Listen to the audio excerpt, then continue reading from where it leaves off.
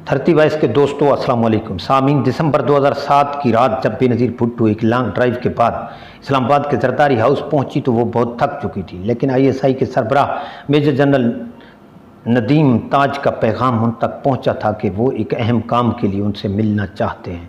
साबिक वज़ीर-ए-आज़म बेनज़ीर भुट्टो ने फैसला किया कि वो 2 घंटे सोएंगी और रात गए नदीम ताज से मुलाकात करेंगी। ये मुलाकात रात 1:30 बजे हुई और बेनज़ीर के अलावा उनके साथ सलामती के मुशीर रहमान मलिक भी इसमें शामिल थे। नदीम ताज ने इन्हें बताया कि उस दिन कोई इन्हें कत्ल करने की कोशिश करेगा।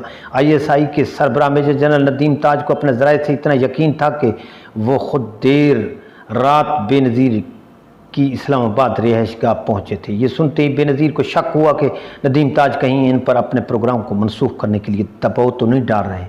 उन्होंने ताज से कहा, अगर आप इन खुदकश बमबारों के बारे में जानते हैं तो आप इन्हें गिरफ्तार क्यों नहीं करते। ताज का जवाब था, ये नामुमकिन है क्योंकि इससे इनके वसाइल का राज अफशा हो जाएगा। इस पर बेनज़ीर ने कहा कि आप मेरी सिक्योरिटी में इजाफा करें, आप न सिर्फ मेरी बल्कि मेरे लोगों की हिफाजत को भी यकीनी बनाएं।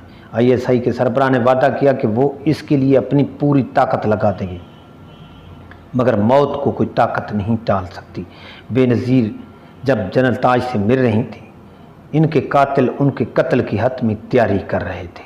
27 दिसंबर की सुबह बेनज़ीर सुबह 8:30 बजे बेदार हुई। 9 बजे उन्होंने नाश्ता किया। 2.5 घंटे बाद वो अमीन फ़हीम और पीपल पार्टी के साबिक सीनियर के साथ अफ़गान सदर हामिद करज़ई से मिलने गई। करज़ई इस्लामाबाद के सरीना होटल की चौथी मंजिल पर ठहरे थे। 1 बजे वो जरदारी हाउस वापस आई। उन्होंने खाना खाया और शाम को अपने साथियों के साथ लियाकत बाग में दी जाने वाली तकरीर को हतमी शक्ल दी। दोपहर को बेनज़ीर गाड़ियों के काफ़िले में लियाकत बाग के लिए रवाना हुई।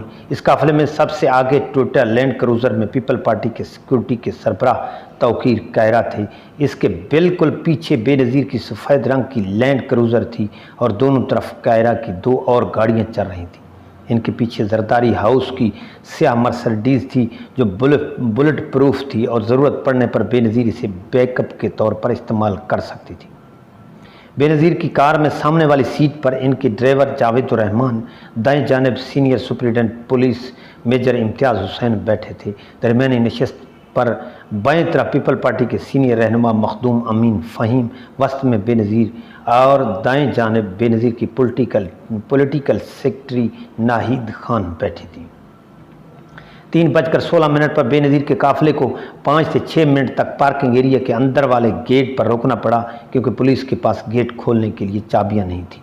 इस दौरान बेनज़ीर मुकम्मल तौर पर गैर महफूज अपनी गाड़ी पर खड़ी रहीं और इनका चेहरा एस्केप हेज के बाहर नजर आ रहा था।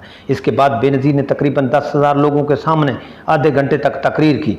इस दौरान उन्होंने 17 बार अपने वालिद का नाम लिया। तकरीर ख़त्म होती है पूरा इलाका बेनज़ीर जिंदाबाद और बेनज़ीर वज़ीर-ए-आज़म के नारों से गूंज उठा। सामीन, तकरीर के बाद बेनज़ीर अपनी गाड़ी में बैठ गई। इनकी कार काफ़ी देर तक रुकी रही क्योंकि इनके हामियों ने इसे चारों तरफ से घेर लिया था। भीड़ को देखकर बेनज़ीर खड़ी हो गई और इनकी इमरजेंसी हैज से इनके सर और कंधे नज़र आने लगे। इस वक्त 5:10 हुए थे। सुबह से इंतज़ार करने वाले बिलाल को महसूस हुआ कि उसका वक्त आ गया है। वो पहले बेनज़ीर की गाड़ी के सामने गया, फिर इसके बगल में पहुंचा जहां बहुत कम लोग थे।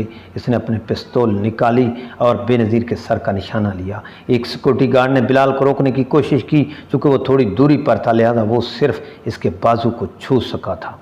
बिलाल ने 1 सेकंड से कम वक्त में 3 फायर किए। तीसरी गोली के चलते ही बेनज़ीर एस्केप हेज के नीचे पत्थर की तरह अपनी गाड़ी की सीट पर गिर पड़े। जो ही वो नीचे गिरी, बिलाल ने खुदकश बम फोड़ दिया। नाहिद खान जो बेनज़ीर की दाईं तरफ बैठी थी, उन्होंने बताया कि जैसे ही उन्होंने 3 गोलियों की आवाज़ सुनी, बेनज़ीर नीचे गिरी और इनके सर का दायां हिस्सा इनकी गोद में गिरा। इनके सर का और कान से तेज़ी से खून बह रहा था और इनके खून से मेरे सारे कपड़े तर हो गए। मखदूम अमीन फ़हीम जो बेनज़ीर की दाएं तरफ बैठे थे, उन्होंने बताया कि जब बेनज़ीर गिरी तो इनके जिस्म में ज़िंदगी की कोई अलामत नहीं थी। इनकी गाड़ी में किसी और को कोई शदीद चोट नहीं आई। पाकिस्तान वापस आने से पहले बेनज़ीर अमेरिका के शहर कोलोराडो में स्पेन जा रही थी। त्यारे में अमरीकी सफ़ीर ज़ल्म खलीलज़ाद और इनकी अहलिया भी इनके हमरा थी। त्यारे के मेज़बान ने बेनज़ीर को तंदूर से बराह रास्त निकली हुई ताज़ा ताज़ा कुकीज़ खिलाने की पेशकश की। बेनज़ीर ने शाइस्तगी से ये कहते हुए इनकार कर दिया कि इन दिनों वो अपना वज़न कम कर रही हैं, लेकिन एक सेकंड के अंदर ही उन्होंने एयर होस्टेस को वापस बुलाया और कहा, चलो इससे क्या फ़र्क पड़ता है, मुझे चंद महीनों में मर ही जाना है। सामीन, ये सच है कि बेनज़ीर भुट्टो ने ज़िंदगी में बहुत सितम उठाए।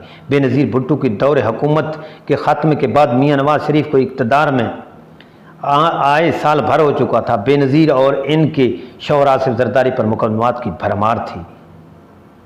इनके मुल्की और बैनुल-अक़वामी अकाउंट सीज़ कर दिए गए थे। अपनी जलावतन से चंद दिन पहले बीवी ने बिलावल हाउस में चंद सहाफ़ियों को आखिरी मुलाकात के लिए बुलाया। उस वक़्त मुल्क की सियासत से वो सख्त बेजार थीं। बेनज़ीर भुट्टो ने अपने पास रखे बैग उठाते हुए कहा कि मेरे पास बच्चों की फ़ीस देने के लिए पैसे नहीं। नवाज़ शरीफ मेरे ख़ानदान को तबाह कर देना